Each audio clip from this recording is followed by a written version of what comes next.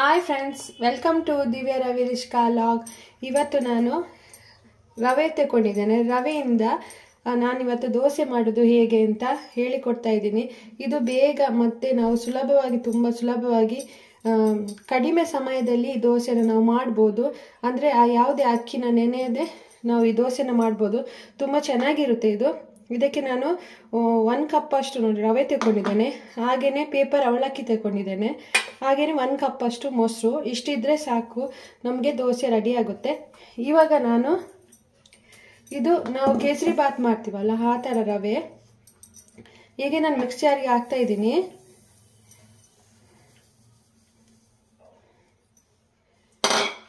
ಈಗ ಈ ಅವಲಕ್ಕಿನೂ ಸಹ ಮಿಕ್ಸ್ ಜಾರಿಗೆ ಹಾಕ್ತಾ ಇದ್ದೀನಿ.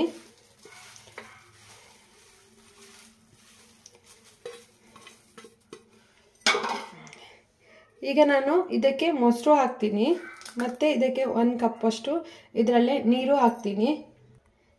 ಇವಾಗ ನಾನು ಇದಕ್ಕೆ ನೀರು ಹಾಕಿದ್ದೇನೆ. ಇವಾಗ ಇದನ್ನು ನಾನು ರುಬ್ಕೊಳ್ತೀನಿ. ಇವಾಗ ಇದಕ್ಕೆ ಸ್ವಲ್ಪ ಜಾಸ್ತಿ ನೀರು ಹಾಕಿದ್ದೇನೆ, ಪೂರ 1 ಕಪ್ ಹಾಕಿದ್ದೇನೆ. ಈ ಥರ ದೋಸೆ ಹಿಟ್ಟು ಅದರಲ್ಲಿ ಬಂದರೆ ಸಾಕು ನಮಗೆ. ಇವಾಗ ನಾನು ಈ ಹಿಟ್ಟನ್ನ ಇದಕ್ಕೆ ಹಾಕ್ತಾ ಇದ್ದೀನಿ. ಬೇಕಿದ್ರೆ ನಾವು ಸ್ವಲ್ಪ ಗಟ್ಟಿ ಬಂದಿದೆ, ಸ್ವಲ್ಪ ನೀರು ಆ್ಯಡ್ ಮಾಡ್ಕೋಬೋದು.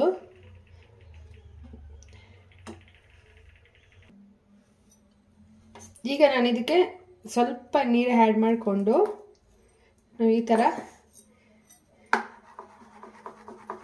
ಮಾಡಿ ರೆಡಿ ಮಾಡಿದರೆ ಸಾಕು. ಈ ಥರ ಇಟ್ಟು ಬಂದರೆ ಸಾಕು. ಇದನ್ನು ಒಂದು 5 ಮಿನಿಟ್ಸ್ 10 ಮಿನಿಟ್ಸು ಹಾಗೆ ಇಡಬೇಕು. ಈಗ ಇದಕ್ಕೆ ನಾನೀಗ ಸಾಲ್ಟ್ ಆ್ಯಡ್ ಮಾಡ್ಕೊಳ್ತೀನಿ.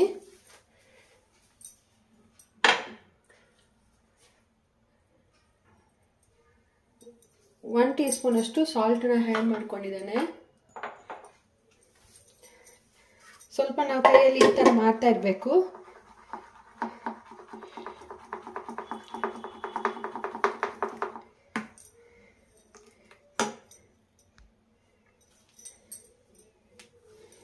ನೋಡಿ, ಈ ಥರ ಬಂದರೆ ಸಾಕು. ನೋಡಿ, ಓಕೆ, ಆಗಿದೆ. ಈಗ ಇದನ್ನು ಒಂದು 10 ಮಿನಿಟ್ಸು ಹಾಗೆ ನಾನು ಇಡ್ತೀನಿ. ಈಗ ಒಂದು ಪ್ಯಾನ್ ಇಟ್ಟಿದ್ದೇನೆ ದೋಸೆ ಮಾಡಲಿಕ್ಕೆ. ಇದಕ್ಕೆ ಸ್ವಲ್ಪ ಆಯಿಲ್ನ ಹಾಕ್ತಾ ಇದ್ದೀನಿ.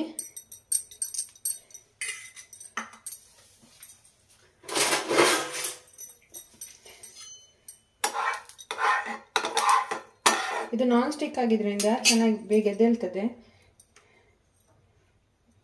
ಈಗ ನಾನು ಹಿಟ್ಟನ್ನ ಇದಕ್ಕೆ ಹಾಕ್ತಾ ಇದ್ದೀನಿ. ಸ್ವಲ್ಪ ಸ್ಪೂನಲ್ಲಿ ಈ ಥರ ಮಾಡಿದ್ರೆ ಆಯಿತು. ಈಗ ಇದನ್ನು ನಾನು ಮುಚ್ಚಿಡ್ತಾ ಇದ್ದೀನಿ.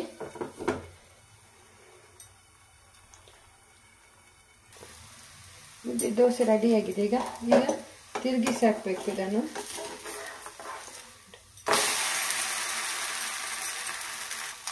ನೋಡಿ ಎಷ್ಟು ಚೆಂದ ಕಲರ್ ಬಂದಿದೆ ಅಂತ. ತುಂಬ ಸ್ಮೂತ್ ಇರುತ್ತೆ ಈ ದೋಸೆ. ನಮಗೆ ಬೇಗ ಏನಾದರೂ ದೋಸೆ ಬೇಕು ಅಥವಾ ಟಿಫಿನ್ ಬಾಕ್ಸಿಗೆಲ್ಲ ಬೇಗ ಬೇಕು ಅಂತೇಳಿದರೆ ಇದನ್ನು ನಾವು ರೆಡಿ ಮಾಡಿ ಕೊಡ್ಬೋದು. ಇದು ತುಂಬ ಈಸಿ. ಒಂದ್ಸಲ ಟ್ರೈ ಮಾಡಿ ನೋಡಿ.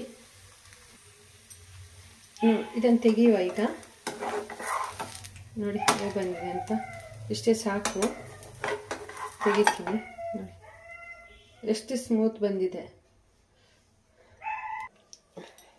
ದೋಸೆ. ಈಗ ರೆಡಿಯಾಗಿದೆ ನೋಡಿ, ಎಷ್ಟು ಮೆತ್ತಗಿದೆ ಅಂತೇಳಿ. ತುಂಬ ಸ್ಮೂತ್ ಇದೆ ದೋಸೆ. ನೋಡಿ ಚೆನ್ನಾಗಿದೆ ಇದು.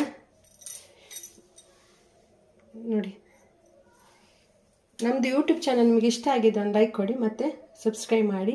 ನಮ್ಮ ಚಾನಲ್ಗೆ ಸಪೋರ್ಟ್ ಮಾಡಿ. ಎಲ್ಲರಿಗೂ ಬಾಯ್ ಬಾಯ್.